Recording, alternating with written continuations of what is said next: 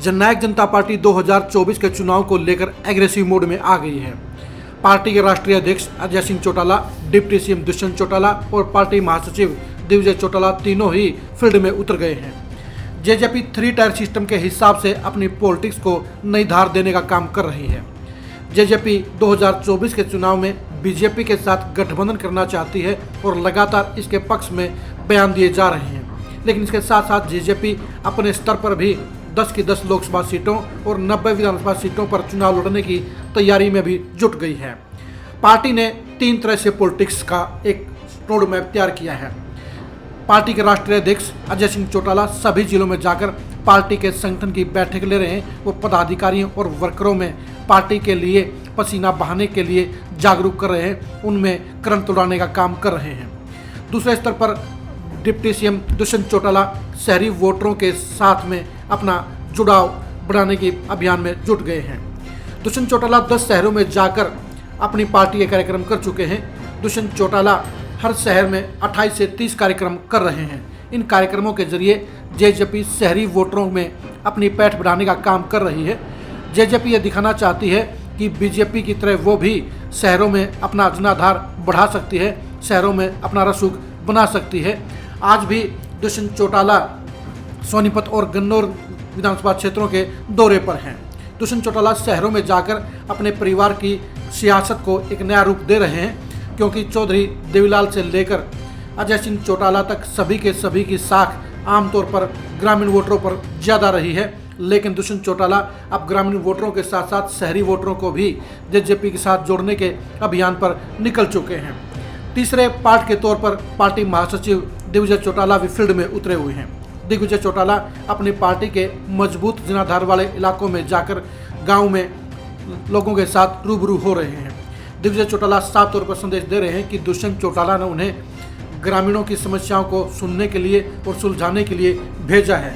यानी जेजेपी ने एक साथ तीनों मोर्चों पर काम शुरू कर दिया है। जेजेपी के लिए सबसे बड़ा प्लस पॉइंट यही है कि उनके पास काम करने वाले 4 नेता हैं।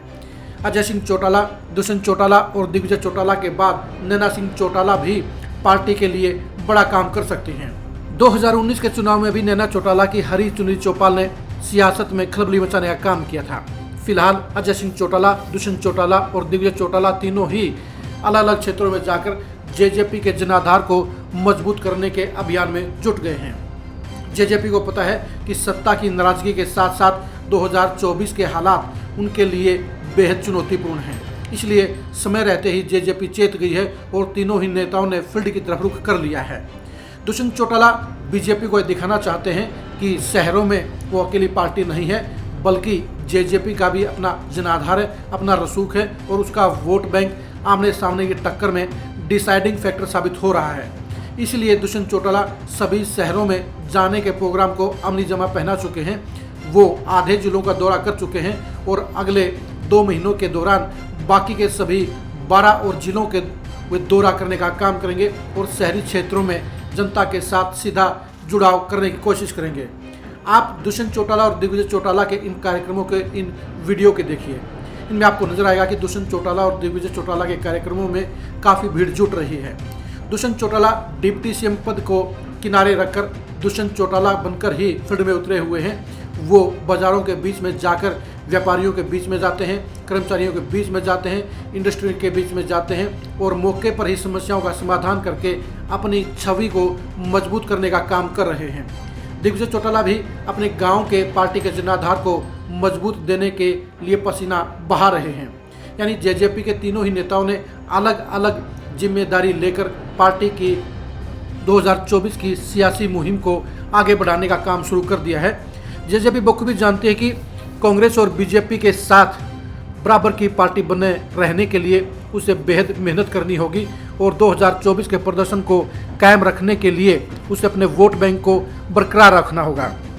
सत्ता में हिस्सेदारी के चलते आमतौर पर जनता में नाराजगी होती है। उस नाराजगी को कम करने के लिए और नए वोटरों को जोड़ने के लिए जेजेपी के तीनों ही नेता मैदान में उतर गए हैं। अजय सिंह चौटाला का पार्टी के कैडर पर सबसे ज़्यादा असर है, क्योंकि पिछले 30 साल के दौरान इनेलो में अजय सिंह चौटाला ही पार्टी के युवा कैडर और मेन कैडर के साथ सबसे ज़्यादा जुड़ाव रखते थे। उन्हीं की बदौलत परिवार के सियासी विभाजन के समय इनेलो के 90% नेता और वर्कर पार्टी छोड़कर जेजेपी में आ गए थे।